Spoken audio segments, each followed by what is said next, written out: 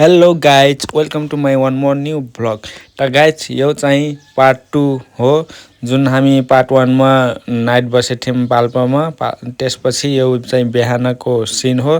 हामी अब पाल्पादेखि Syangja गइरहेछौँ। Kali Gandaki hydro power छ उता, त्यही काली गण्डकी हाइड्रो पावर हेर्नलाई हामी पाल्पाबाट अब निस्किसकेका छौँ गाइज।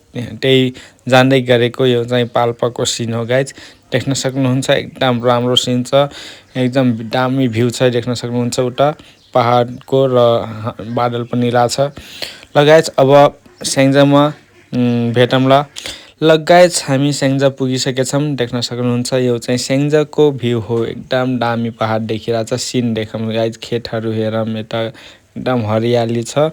ल गाइज हामी finally Kali Gandaki hydro power एमा पुगिसकेका छौँ। यो चाहिँ काली गण्डकी हाइड्रो पावर हो, देख्न सक्नुहुन्छ यताको सिन एकदम राम्रो छ, एकदम दामी फिल भइरहेको थियो गाइज।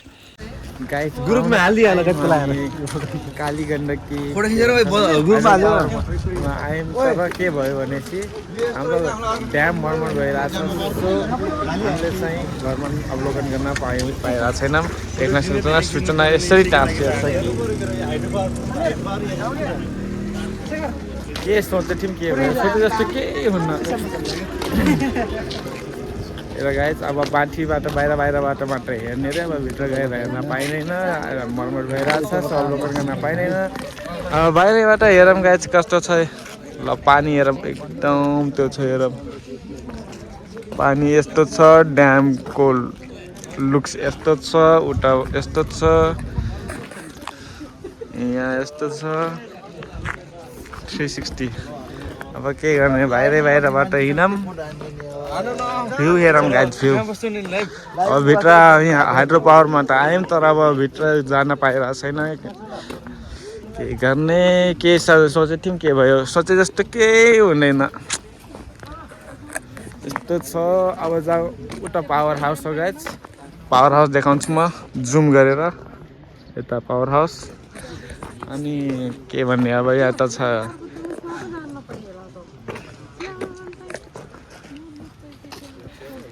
अब खालि भ्यूज मात्र हेर्ने हो। हाम्रो त टुरै जस्तो भइगयो।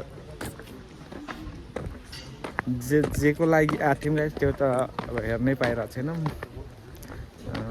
मर्मत भइरहेछ ड्याम, सो जानु पाइरहेको छैनौँ। अब हेरौँ गाइज बाहिरबाट कस्तो सुतेर उठेको थिएँ भर्खर गाइज भन्ने।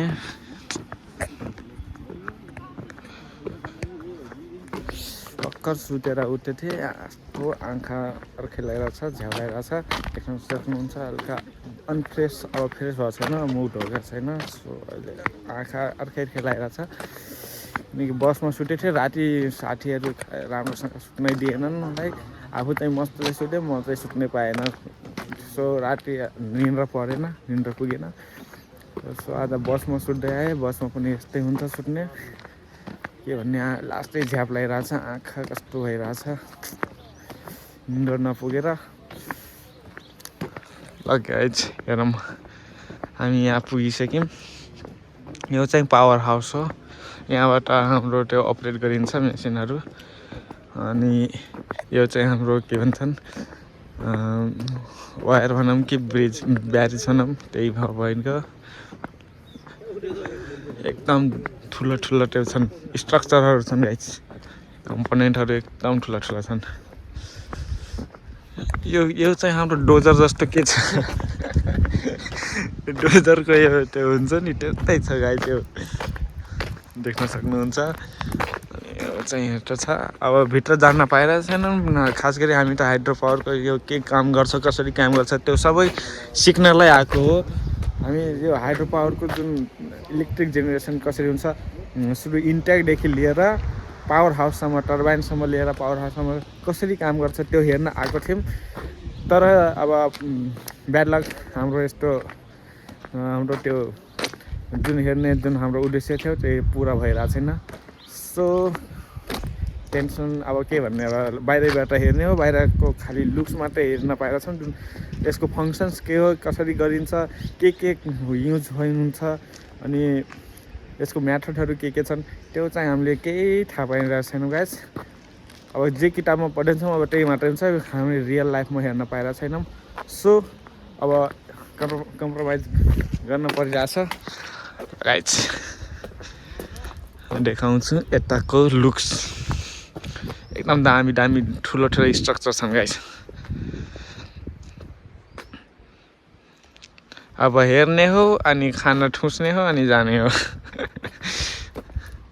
ल गाइस भ्यू यो छ, यो चाहिँ हाम्रो यो चाहिँ हामी कहाँ छौँ भनेपछि कालीगण्डकी हाइड्रो पावर एउटा छौँ गाइस। कालीगण्डकी स्याङ्जामा छौँ गाइस।